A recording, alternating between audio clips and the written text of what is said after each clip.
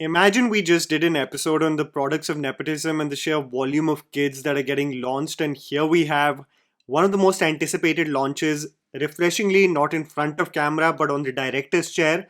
But the question is, with all the hype surrounding it, the cameos associated with it, half of Bollywood attending its premiere, does it match the hype surrounding it?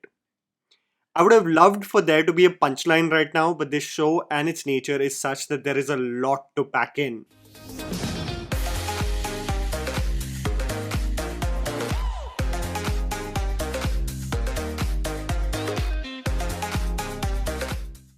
The Bads of Bollywood, I'll call it this for monetization purposes, even though it is exactly what most of us guess from the onset.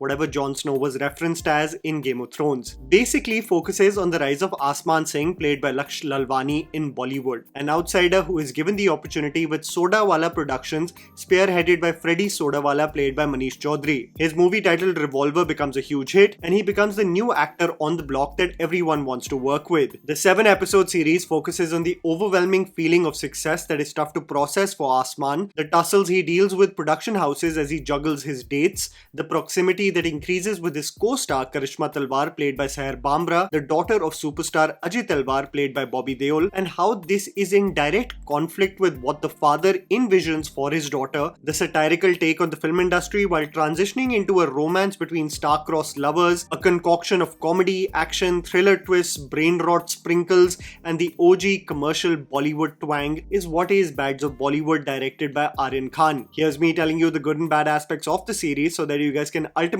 decide whether to watch Bads of Bollywood on Netflix or not. The underwhelming aspects. Profanity and abandoned elements. One of the aspects that everyone inquires to me about whenever I review a movie or series is whether they can watch this title with their family or not. You don't want a death sentence or a beating from your parents, na? So do not even dare to watch this as a family. The series is filled with profanity and in its latter half has some grotesque in-your-face themes as well. So please keep in mind that this is meant for a mature audience and those who exactly know what they are tuning in for. I'm used to copious amounts of swear words whenever I see movies like Gangs of Wasipur or even a series like Mirzapur. But when you imagine a film to be set in a metropolitan like Mumbai, you don't really associate it to be so in your face with its language. But yes, Bads of Bollywood, much like its title, is definitely going to ruffle feathers for the sheer extent with which every line is associated with swear words.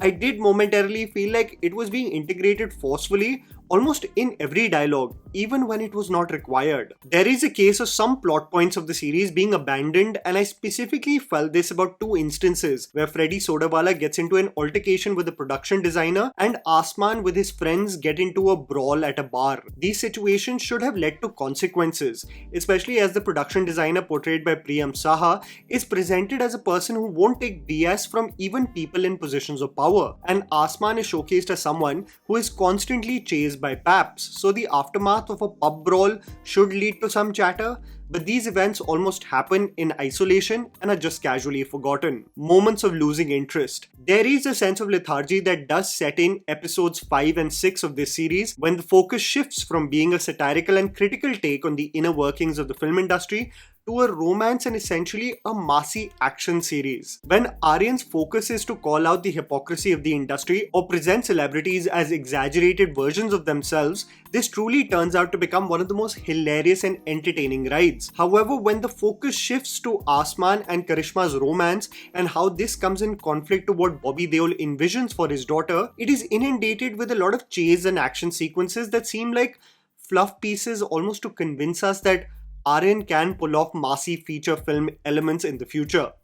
This is something that I will share on later in the review, but portions of the series felt like Aryan wanting to show a CV to production houses or being like, hey, I can do what all of you do, but better. These work in isolation, but not on the beautiful build-up of the series. I mean, how seriously can I take Bobby Deol being in a pink sports car chasing down someone on Sea-Link?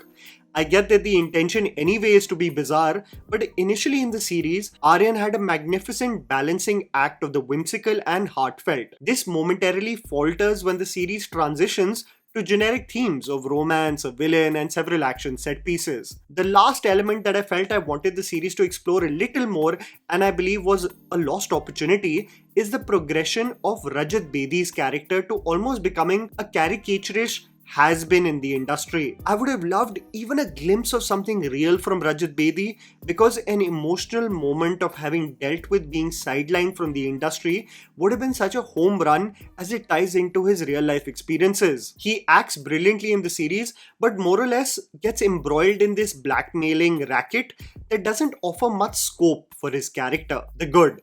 Satirical and absurd take on the good, bad, and the ugly. When I say that this series spares no one, I mean it, not even the director himself. There isn't a layered allegory that deserves a deep dive across several episodes where I tell you what Aryan may have presumably thought before conceiving a scene. The writing is on the wall, on who is being targeted and what is being spoken about. It starts from the first scene, where you get an insight on how just the top dollar matters in the film industry. Casualties when it comes to extras and stunt doubles is nothing but collateral damage. The show must go on. It made me immediately remember the famous line said by one of my favorite characters in a comedy film. But did you die? Aryan employs a very self-aware tone to everything that plagues this industry. Its obsession with overwhelming CGI and product placement, the stark difference between commercially successful movies and the nature of the reviews they get. I mean, the man doesn't leave taking shots at himself too. Possibly one of the most traumatic experiences of his own life, which only he may have an idea about, metamorphosizes in the form of art with a hilarious knockoff officer that wants to target Bollywood and the rampant use of drugs. I mean, the man gives a PSA to say no to drugs and immediately follows it up with his title card of directed by Aryan Khan. The fickle egos at play in the industry, the stars, producers, and their oscillating moods dependent on how the Fridays have gone, the obvious nepotism and outsider dynamic of the Mumbai film industry, the absolute lack of understanding of any kind of reality while one grows up in ivory towers, and how one only survives in the industry when they look out for themselves. It brutally hits home several of the themes we are constantly critical of when it comes to this industry. Editing pattern and score. When I said that Aryan Khan in several moments of this series essentially seemed like he was showing his CV to various production houses, trying to convince them that he can pull off a massy commercial flick, I was not kidding. What's surprising is that you'll see that he's more than capable of pulling off sequences that most feature film directors in Bollywood struggle with. We have been constantly talking about the need for voices behind the camera, and more importantly, younger voices.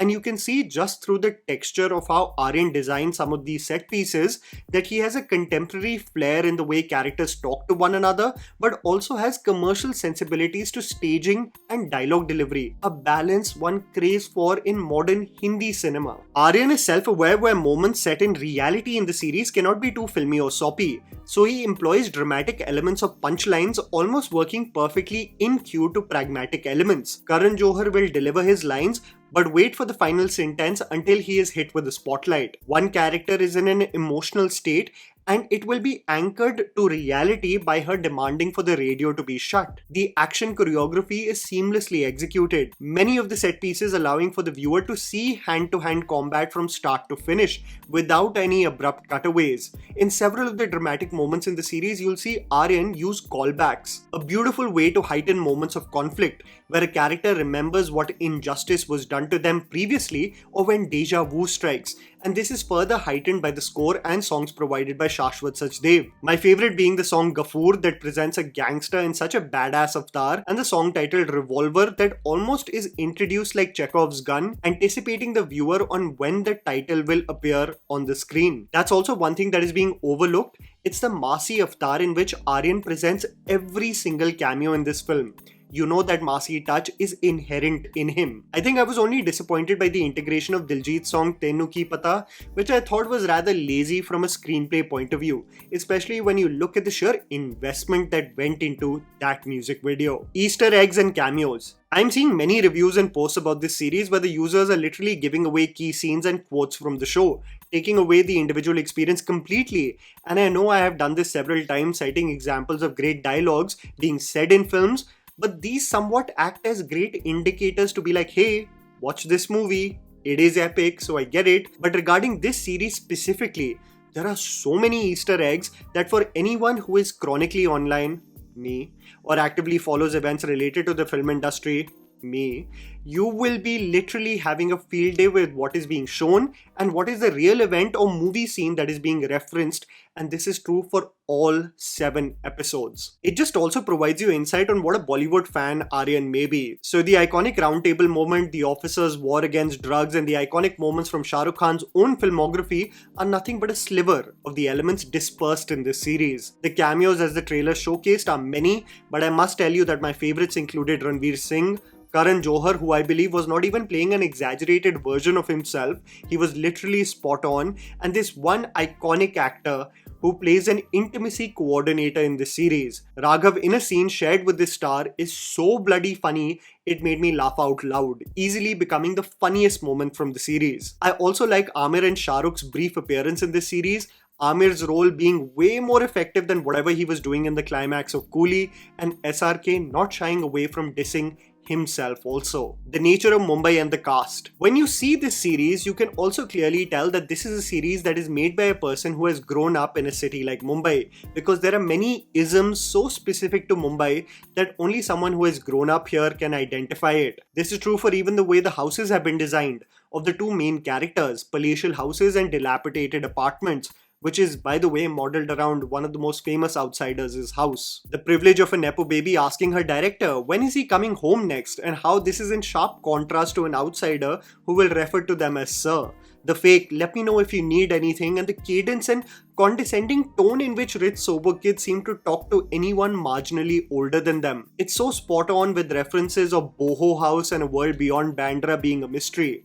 The cast lends such great support in this series. Manish Chaudhary as the egotistical sodawala gets the over-the-top pitch right on point. Bobby Deol has a more understated approach but slowly evolves into becoming the quintessential father-in-law villain. Seher Bambra is commendable as the Nepo baby who has valid points which do generate a sense of empathy for her character. Anya Singh as Asman's manager also confidently deals with sticky situations with great confidence, shining in moments that required her to extract a firmness around a group, just losing the plot. I even loved Mona Singh and Vijayant Kohli as Asman's parents, who brought the only sense of realism and heart to the show, where Aryan didn't feel compelled to do cutaways to a random gag and let the emotion stay with the viewer. It is, however, Manoj Pava and especially Raghav who are a laugh riot in this series. Raghav specifically has such a beautiful balancing act of anchored emotion and pure that it fits perfectly in the dynamic shared with Laksh, who is equally competent as the lead. As I previously said, this series is not devoid of its problems. It does lose grip from you as a viewer in episode 5 and 6, especially when it transitions to become a straight up romance with commercial elements of action and sabotage. However, when I do see the elements of satire pertaining to the film industry, pure comedy especially enhanced by the dialogues, and the loyalty towards massy commercial Bollywood cinema, and this is especially true for what he pulls off in the climax, which is so out there, it will be so polarizing amongst viewers. I genuinely commend him to take these leaps, to take these risks. I think Aryan Khan is more of an asset to Hindi cinema in the long run than what people will believe right now. He is someone, at least from a tone and technical point of view in my opinion, a worthy successor to the Farah Khan school of direction, a genre that Bollywood dearly misses. And that was the video, guys. Write down in the comments below what you thought about Bads of Bollywood. Please don't forget to follow me on Instagram, the handle's right in front of you. Follow me at JammyPants4. Also, please support us by smashing the like button and subscribing to our channel for weekly content ahead. Thank you for watching.